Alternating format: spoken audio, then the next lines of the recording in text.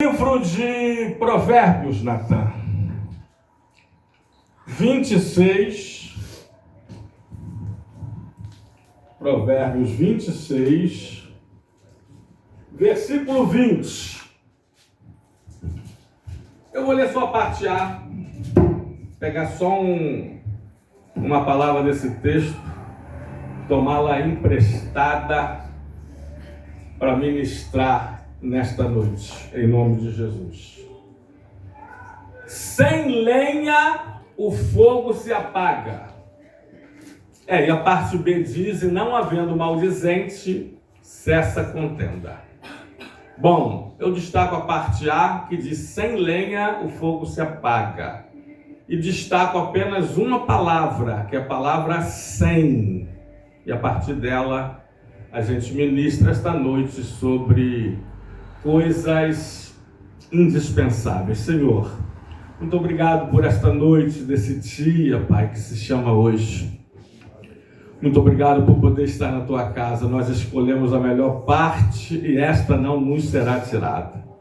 Tua palavra diz no Salmo 84 que mais vale um dia na Sua casa, Pai, do que 1000.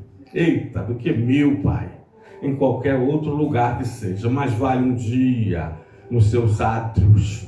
Obrigado por estarmos aqui. Te oro, te peço mais uma vez pelos que não puderam estar, mas que amanhã, que quarta-feira, que domingo que vem eles possam estar conosco. Te peço, ministra sobre nós agora a Tua palavra.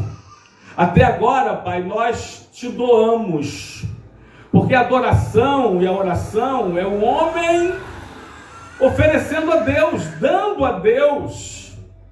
Mas agora nós vamos receber do Senhor, porque a Tua palavra, a pregação da Tua genuína palavra, é o Senhor nos dando, é o Senhor nos ofertando, é o Senhor nos outorgando, Pai. E te demos o louvor, na verdade o louvor é seu, te demos a Tua adoração, agora queremos receber a Tua palavra. Fale conosco. Não o que nós queremos ouvir, Pai, mas o que nós precisamos escutar da Tua parte.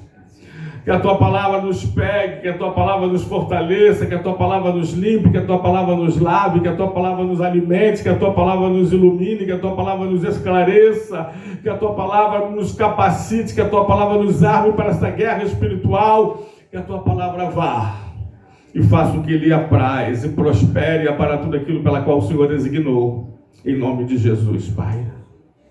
Em nome de Jesus. Repreenda todo espírito contrário à Tua palavra. Que ela tenha vez, que ela tenha voz entre nós. Em nome de Jesus. Que o Teu Espírito nos unge e nos use a ministrar tão somente a Tua palavra. Se for para eu falar algo de mim mesmo, que eu não fale nada, mas que o que eu venha falar seja da palavra do Senhor. Que eu seja apenas um porta-voz, um carteiro do reino, um embaixador do céu, um porta-voz do Senhor na terra. Em nome de Jesus, muito obrigado, amém, amém, e graças a Deus. Vai tomar seu assento, amados, por gentileza, em nome de Jesus. Queridos, bom, na verdade, semana passada, domingo próximo passado, nós falamos sobre coisas indispensáveis, parte 1. Hoje nós terminamos. E vamos falar sobre coisas indispensáveis, parte 2. Eu disse que ia pegar apenas essa palavrazinha, sem, uma palavra de 3 letrazinhas só, e falar que sem algumas coisas não dá. Não tem aquele corinho que diz sem Jesus não dá? Tem coisas que são extremamente indispensáveis. Eu falei sobre coisas primárias e coisas secundárias. Só para resumir, recapitular o que falamos semana passada. Somente coisas básicas. Tem coisas que são extremamente indispensáveis. Sem ar, você não respira. Sem oxigênio, você não vive. Sem água, a água é indispensável. Sem água, também não dá para viver. Você não vive por muito tempo. Quais são aqueles 3, Natan? 3 minutos sem oxigênio, sem ar. 3 dias sem água. 3 semanas sem alimento. O homem geralmente não sobrevive. Então tem coisas que não dá para viver sem, né? E eu disse que tem pessoas que têm algumas coisas como indispensáveis. Sem carro é impossível agradar a Deus. Sem carro não dá para fazer a obra do Senhor. Tem gente que não vive sem roupas de marca. Tem gente que não vive sem restaurante 5 estrelas. Tem gente que não vive sem lagostinha gratinada. Essas coisas não são extremamente indispensáveis. Você vive sem elas. Mas eu gostaria de falar sobre coisas que Deus disse que são indispensáveis mesmo. E se Ele disse que são, são. Em primeiro lugar, recapitulando rapidamente, sem derramamento de sangue, Hebreus 9, 22, meu filho amado. Sem derramamento de sangue, não há remissão. Parte B, né? Só para resumir. Com efeito, quase todas as coisas, segundo a lei, se purificam com sangue. E sem, pedir emprestado a palavra sem derramamento de sangue, não há remissão. Sem o derramamento do sangue do Senhor Jesus Cristo, não há salvação. Sem o sangue de Jesus Cristo não há libertação. Sem o sangue de Jesus Cristo não há perdão. Sem o sangue de Jesus Cristo não há justificação. Sem o sangue de Jesus Cristo não há santificação. Não há purificação. Não há. Recapitulando, em segundo lugar, eu falei semana passada que sem fé, Natan, é impossível agradar a Deus. Hebreus 11, 6. Diz assim: de fato, sem fé é impossível agradar a Deus. Portanto, é necessário que aqueles que se aproximam de Deus creiam que Ele existe, que Ele é o galardoador. Outra versão vai dizer, a tradução é a mesma, a versão que é outra, né? Vai dizer que Deus é doador daqueles que o buscam. Portanto, sem fé é impossível agradar a Deus. Você pode tentar agradar a Deus de várias formas. Eita! Alguns tentam até com usos e costumes. Com roupão, com cabelão, os quentões, os bleiões, os santarrões, né? Você pode tentar agradar a Deus de várias formas, mas sem fé é impossível agradar a Deus. Aliás, uma fé também operante, porque a fé também sem obras é morta, Natan. Livro de Tiago, capítulo 2, versículo 17. Então, sem fé é impossível. Não dá para agradar a Deus. Olha o cuidado, nós semana passada falamos melhor e com mais tempo sobre isso, o cuidado de você guardar a sua fé. Porque o mundo faz de tudo para tentar roubá-la. Aliás, o ladrão da fé, que é João 10, 10, o ladrão veio para roubar, matar e destruir, ele está aqui para roubar a sua fé. Jesus disse que quando vier o Filho do Homem, porventura achará fé na terra. Olha, nos últimos dias a fé também está diminuindo, assim como o amor, segundo o livro de Mateus capítulo 24, Lucas capítulo 21 e Marcos capítulo 11, os capítulos dos evangelhos sinópticos apocalípticos, esses 3 capítulos. Então guarda a tua fé. Como disse Paulo, encerrando carreira, 2 Timóteo, capítulo 4, versículo 7. Combati o bom combate, acabei a carreira e guardei a fé. Terceira coisa nós falamos, terceira coisa indispensável mesmo, porque se Deus diz que é, isso é. Eu não tenho dúvida nenhuma disso. Porque eu não boto ponto de interrogação onde Deus colocou o ponto final. Terceira coisa indispensável é a santificação. Hebreus 12, 14 diz: buscai a paz com todos e a santificação, sem a qual ninguém verá o Senhor. Não, você pode ir para o céu sem moto, pode ir para o céu sem carro, pode ir para o céu sem casa, muitos vão para o céu sem beleza. Você pode ir para o céu sem saúde, você pode ir para o céu sem dinheiro. Agora você só não pode ir para o céu sem santificação, porque sem santificação ninguém verá o Senhor. Não adianta. Sem derramamento de sangue não há remissão, não há salvação. Sem fé é uma impossibilidade de agradar a Deus.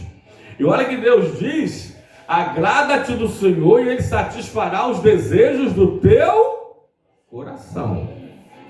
Está lá em Salmos. Se você salvo, agora me deu se você Salmo 35:4, não, então entrega o teu caminho ao Senhor, confia nele, ele mais falar. Acho que é Salmo 37:4, se não me falha a memória. Então vai buscar ali. Agrada-te do Senhor e ele satisfará, é isso mesmo, Salmo 37:4. Agrada-te do Senhor e ele satisfará os desejos do teu coração. Então, sem derramamento de sangue do Senhor não há salvação, sem fé é impossível agradar a Deus, sem santificação ninguém verá o Senhor. Agora a gente continua, fala sobre coisas indispensáveis, parte 2. Bom, 1 de Coríntios, ou pode ser 1 também de Coríntios, porque é livro ou é carta, capítulo 13, versículo 2, vai dizer ali, mais do que querer dizer que sem amor nada somos. Bota no 1, Natan, bota no 1 por gentileza. Ainda que eu fale a língua dos homens e dos anjos, se não tiver amor, olha, sem amor, serei como bronze que soa, como símbolo que retine. 2, meu filhote, isso. Ainda que eu tenha o dom de profetizar e conheça todos os mistérios e toda a ciência, ainda que eu tenha tamanha fé a ponto de transportar montes, sem amor nada serei. Sem amor nada somos. Agora, amados, numa época principalmente como essa, pena que um tempo não vai ser só esse, para isto, mas eu já procurei no meu sermonário de A a Z um sermão, um esboço de sermão que a gente prega só sobre amor, em 1 Coríntios capítulo 13 todo, porque a gente fala de um amor bíblico, de um amor bom, não um amor bobo, de um amor verdadeiro, de um amor ágape, do grego ágape, um amor divinal, um amor bíblico, repito, porque tem uma palavra no grego que é amor, no grego eros, que é um amor carnal, que está muito mais para paixão do que para amor. Eros, da palavra erótico, erotização, o que estão fazendo com as nossas crianças? Erotização infantil, tá? Então essa palavra eros é esse amor carnal, esse amor, na verdade, paixão. Aí tem uma terceira palavra, que é a palavra phileo, que é, no original, é amor fraternal, que inclui o amor paternal, o amor maternal, o amor irmanal, esse amor fraternal, tá? Teve um teólogo brasileiro que, tentando comparar esses 3 tipos de amores, ou essas 3 palavras do grego para amor, ele criou 3 frases, tipo super mais ou menos parecidas com essas palavras, com essas definições, com esses tipos de amor. A primeira frase que ele criou foi o amor ser. É para tentar parecer mais com o amor eros. Eu te amo se você fizer isso, aquilo ou aquilo outro. Eu te amo se tem uma condicionalidade. A outra frase que ele criou foi a frase eu te amo por causa de. Ou seja, o amor tem uma causa.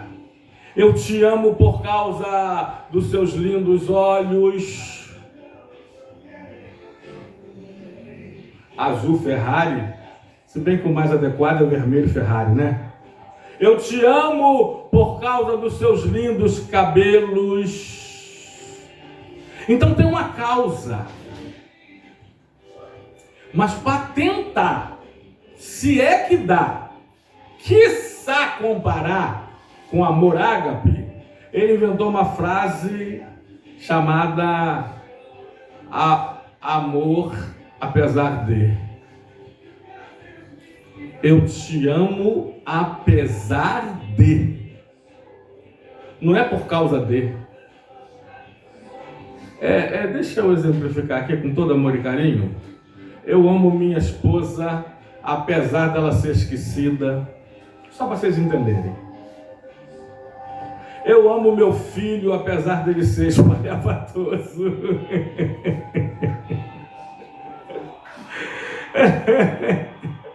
Gente, eu estou aprendendo um novo tipo de amor. Porque eu agora sou avô, eu entrei na fase da aborrecência. Aí hoje, Nai, eu amo a minha filha, apesar dos pesares.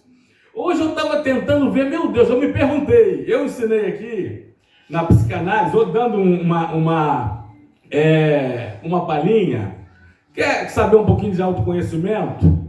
Faça algumas perguntas a você mesmo e se autorresponda. Aí eu falei, faça uma pergunta, eu quero, e por que eu quero? Ou eu não quero, e por que eu não quero? Eu quero ir naquela festa? Quero. Por que eu quero? Eu não quero ir naquela festa. Não quero. Por que eu não quero? Isso é uma basezinha, muito base mesmo, de autoconhecimento. Porque tem dezenas e dezenas e dezenas e dezenas. Isso no questionário de autoconhecimento, passando a anamnese. Para você fazer e responder para você mesmo. E hoje eu me perguntei assim, meu Deus, quem eu amo mais agora? A minha filha ou a minha neta? Na era eu me perguntei isso hoje. Eu fiz esse autoconhecimento. Aí eu analisei, fiz uns prós e uns contras, porque eu sou perfeccionista, né? Detalhista, perfeccionista de temperamento, de temperamento fleumático. Aí eu falei assim, são dois amores diferentes. O amor de pai é um, aí ó, as cabecinhas balançando, quem é mãe, quem é avó sabe. O amor de vó, o amor de avô é outro. Gigantescos, que além de pai eu sou pai, né? E agora avô. Então existe amores, mas existe um amor verdadeiro.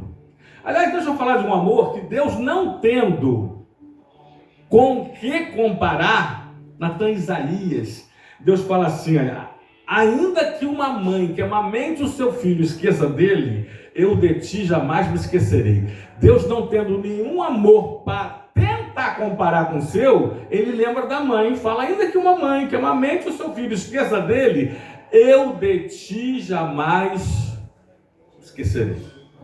Esse é o maior amor. Agora existe um amor, entre aspas, doentio, patológico, um amor bobo, que não é um amor bom. Jesus era bom, não era bom? Jesus é bom, o tempo todo Deus é bom, mas Jesus era bobo. Cuidado, para com esse teu amor, pessoas também não te fazerem de bobo. O kardecismo chama isso de manipulação. Tem gente que sabe que você é amor. Aliás, quem é amor é Deus, né? 1 de João 4,8 diz que Deus é amor. Mas tem gente que sabe que você é muito amoroso, que você é muito amorosa, que você é uma mãe, você tem um coração grande demais. Aí tenta te manipular. Aí você passa, é um triz, você passa de bom para bobo. Você abençoa quem Deus está castigando. Você dá um buquê de rosas a quem plantou espinho e estava colhendo espinho, porque Gálatas 6,7 fala sobre a lei, uma das 7 leis divinas, a lei da semeadura. Aquilo que o homem semear, isso ele vai ceifar. Então, quando a gente fala de amor, hoje em dia, então, mais do que nunca, a gente tem que ter esse cuidado. Para você não cair também aí, olha, no golpe do amor, que está em voga, que está em moda, tá? Pastor, o pastor falou que o eros está mais para paixão, então rapidamente, qual é a diferença? Algumas poucas diferenças de amor para paixão. Vamos lá? Vamos lá? Você pode me ajudar a pregar se você quiser. Amor é interno, a paixão é externa. O amor é altruísta, A paixão é egoísta. Diz Natan, acho que é 2 Timóteo capítulo 3, 1 ao 5, que nos últimos dias os homens seriam amantes de si mesmos. Olha lá, amantes de si mesmos, egoístas. O amor é nós. A paixão é eu. O amor é nosso. A paixão é minha. Por isso, amados, que ninguém mata por amor. Se você vai ver uma reportagem, e fulano matou por amor. E Beltrano se matou por amor. Mentira, isso aí foi uma paixão avassaladora, que diz os especialistas que leva o seu pico até 3 anos. Aquelas paixões loucas, patológicas, doentias mesmo. Então as pessoas se matam por paixão. Porque o amor não, quer ver a prova disso? Não, coloca aí 1 Coríntios capítulo 13, do 4 ao 7. É um retrato 3x4 do amor. O amor é paciente, é benigno, o amor não arde em ciúmes, não se ufama. Pastor, peraí, mas está escrito que o amor não arde em ciúmes. Mas a palavra de Deus, Paulo diz em Efésios que o Espírito Santo tem ciúmes de nós. O amor pode ter até um ciúme normal, de cuidado, de proteção. Agora, ciúme patológico e doentio, arder em ciúme não. Eu defino rapidamente, o assunto também não é especificamente esse, que quando a pessoa tem um ciúme extremo da outra pessoa, o marido tem um ciúme extremo da mulher, ou a mulher tem um ciúme doentio, patológico do marido. Resumo em 2 coisas. Primeiro, ele tem ciúme dela. Segundo, melhor dizendo, ele não confia nela. E primeiro, ele não confia nele mesmo. Eita! Por isso que rola esse ciúme patológico. Então o verdadeiro amor não arde em ciúme, não arde, tem um ciúme normal, como o Espírito Santo tem por nós, de nós. Não se ufama, não se ensoberbece, Natan, vai passando até o 7, por gentileza. Não se conduz inconvenientemente, não procura os seus próprios interesses, viu? Ele não é egoísta. Eu já falei isso aqui, né? O amor é nosso, paixão é meu, é minha. Por isso que ele diz assim, não vai ser minha, não vai ser de mais ninguém. Eu disse também que muitas mulheres, vocês estão vendo cada vez mais, semanalmente, mulheres também matando o marido, homens. Ele não vai ser meu? Então tá bom, também não vai ser de mais ninguém. Isso é paixão. O amor é nosso. Por exemplo, eu e Tânia, os filhos são nossos. A casa é nossa. O carro é nosso. A moto é nossa. A bike é nossa. Meu dinheiro é nosso. Só o dinheiro dela que é dela. Aí não tem jeito. 7 coisas que eu nunca vi na vida. Eu vou falar de novo essa. É para você gravar e não esquecer. 7 coisas que eu nunca vi na vida. Todo mundo já gravou. Não, mas tem gente que não gravou. Os convidados não ouviram. O Douglas e outros. 7 coisas que eu nunca vi na vida. Eu nunca vi perna de cobra. Você já viu? Eu nunca vi cabeça de bacalhau. Eu nunca vi orelha de freira. Com todo respeito, você já viu orelha de freira? Eu nunca vi enterro de anão. Irmão, já conhecemos alguns. Você já viu alguém? Já viu um enterro de anão? Eu nunca vi enterro de anão. Eu nunca vi e nunca vou ver um Mengão na 2ª divisão. Eita! Certeza futebol. E eu nunca vi dinheiro de Tânia.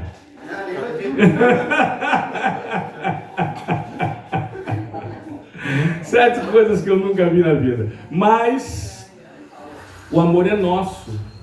É nosso, amados. O amor ele não é possessivo. A paixão é possessiva. Para fechar, o amor é espiritual, a paixão é carnal. Para fechar mesmo agora a tampa do caixão, o amor é divinal. A paixão é diabólica. Pronto, falei. Mas sem amor, nada somos. Eu gravei aqui uma série de versículos aqui em vermelho sobre o amor, mas não vai dar. Mas Jesus diz: vós sereis conhecidos não pelo cabelo, vós sereis conhecidos não pela roupa, vós sereis conhecidos não pelo cartão de membro. Aliás, o cartão de membros do cristão é o amor. Jesus falou assim: vós sereis conhecidos pelo amor, quando vos amardes uns aos outros. E como Ele nos amou. E como Ele nos amou. A gente precisa correr. Tinha mais dois, eu vou falar sobre um.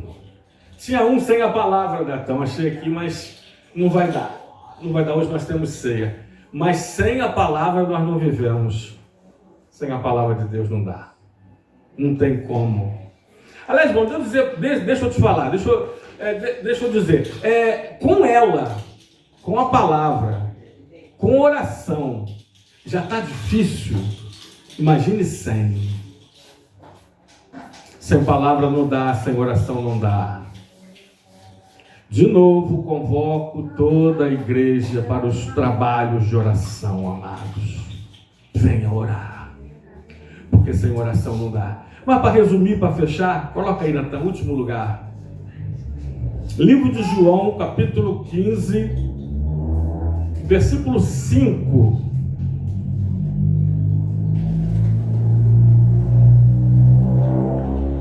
Jesus disse assim: eu sou a videira e vós os ramos.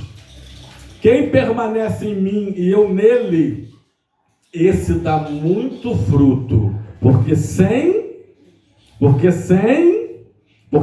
mim nada podeis fazer.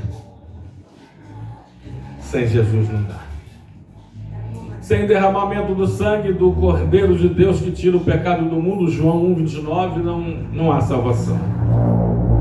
Sem fé, não adianta, é uma impossibilidade agradar a Deus. Sem santificação, ninguém é ninguém mesmo, sem exceção, verá o Senhor.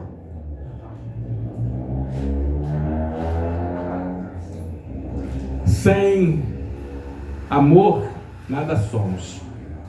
Sem a palavra não dá para viver, diz o salmista, no Salmo 119. Sem oração, também não dá. Aliás, deixa mais uma vez eu falar, como profissional da mente também, que oração é terapêutica. Palavra é terapêutica. Eu vou falar uma terceira coisa, da terapia geral de Deus para o homem. Tem a terapia de Deus para Elias, 1 de Coríntios, ou 1 de Reis, capítulo 19. Que Elias estava com uma depressão grave, que é aquela quando se pede a morte, quando não se quer mais viver. E ele se fecha dentro de uma caverna. Primeira característica do deprimido é se isolar, o isolamento. É a síndrome do ostracismo, e ele pede para si a morte. Deus dá 5 tratamentos terapêuticos para Elias. Mas eu quero falar dos 3 geral. Dos 3, de forma geral, em todas as escrituras. Primeira, e a ciência já provou, tá? Melhor ainda, um pouquinho melhor ainda, mas mesmo se não tivesse aprovado, mesmo antes de aprovar, nós já criamos e sempre foi terapia de Deus. Palavra terapia, Natan. Coloca aí Salmo 19, versículo 7. Eu vou recitar na versão que eu amo, que diz assim, olha: a tua palavra é perfeita e restaura a minha alma. Eita, a palavra de Deus é terapêutica. Perdão, ela previne a depressão e ela cura a depressão para quem já tem. Bota aí, Natan, Salmo 107, versículo 20. Deus enviou a sua palavra e os sarou. e os curou daquilo que lhes era mortal. Viu? A palavra do Senhor sara e cura. Sara é para enfermidade, cura é para doenças. Doenças são do corpo, enfermidades são da alma. Hebreus 4:12. Porque a palavra de Deus é viva e eficaz, e mais cortante do que qualquer espada de 2 gumes, e penetra ao mais profundo, ao ponto da divisão da juntas e medulas, da alma e do espírito. A palavra de Deus vai na divisão da alma e do espírito, onde ninguém vai. Seu marido não vai, seu melhor amigo não vai, sua mãe não vai, sua irmã não vai, sua amiga não vai, seu pastor não vai, seu médico não vai, seu psicólogo não vai, seu psiquiatra não vai, seu psicanalista não vai, seu terapeuta não vai, ninguém vai. A palavra de Deus vai na divisão da alma e do espírito. Ela é terapêutica. Outra terapia divina, oração terapia. Livro de Filipenses, capítulo 4, Natan, versículo 6. Não andeis ansiosos de coisa alguma. Crise de ansiedade. Eu já disse aqui que eu aprendi a transformar minhas preocupações em minhas orações. E a partir das minhas orações sobre as minhas preocupações, as preocupações passaram a ser preocupações de Deus. Não andeis ansiosos de coisa alguma. Em tudo sejam conhecidos diante de Deus as vossas petições, pela oração e pela súplica, e já com gratidão, e já com agradecimentos, e já com ações de graças. Tá rapidinho, vamos diminuir. 1 de Pedro 5:7. Lançando sobre ele toda a vossa ansiedade, porque ele tem cuidado de vós. Lança sobre ele, que ele não lança sobre você, não. Eu já falei aqui, né, algumas perguntazinhas que os profissionais da mente fazem. É a diferença entre filtro e esponja. O filtro filtra, a esponja absorve tudo, chega a um ponto que ela explode. Umas perguntinhas que devolve para o paciente, porque senão o psiquiatra, o psicólogo, o psicanalista fica louco. Como alguns já ficaram. Só que Deus não lança de volta para você. Deus lança onde, mente? Deus lança onde mesmo? No mar do esquecimento. Só para fechar, outra terapia, toda a escritura, chama isso aqui, olha. Amizade terapia, irmandade terapia, união terapia. Salmo 133, versículo 1, quão bom e quão agradável é que os irmãos vivam união. Vocês não têm noção de quanto isso aqui, o toque, o aperto de mão, o abraço, o beijo das irmãs, isso faz bem. Isso é terapêutico. Isso é terapêutico. Isso é terapêutico. Só para fechar, Hebreus 10:25. Não deixeis de congregar, como é costume de alguns, quanto mais que vedes que o tempo, que o dia com D maiúsculo se aproxima. Aliás, só para vocês terem uma noção, o quinto, deixa eu ver, foi a quinta terapia de Deus para Elias. Elias numa depressão gravíssima, grau alto, pedindo a morte, se enclausulando. Aí das 4 terapias que Deus dá para Elias, ele dá uma quinta. Elias, que reclamava que estava sozinho, mataram os meus pais, mataram os profetas, só eu fiquei só. Deus falou assim: Elias, tem 7.000 que não dobraram os joelhos a Baal. Mas Deus falou assim: olha, eu estou parafraseando, tá? Eu vou te apresentar um amigo. Você está muito sozinho, Elias. Você precisa de uma amizade terapia, porque amigo é terapeuta e muita gente não sabe. Eu vou te apresentar Eliseu. Para de andar sozinho, para de caminhar sozinho, para de ficar sozinho, para de viver sozinho. Eu vou te apresentar uma amizade terapia. Eliseu. Amém, amados? Mas eu falei amizade. Deixa eu colocar a palavra composta. Verdadeira. É terapêutica. Eita. É terapêutica. Agora, sabe qual é o melhor amigo? O maior dos amigos? Jesus Cristo. E eu termino. Sem mim, disse Jesus, nada podeis fazer.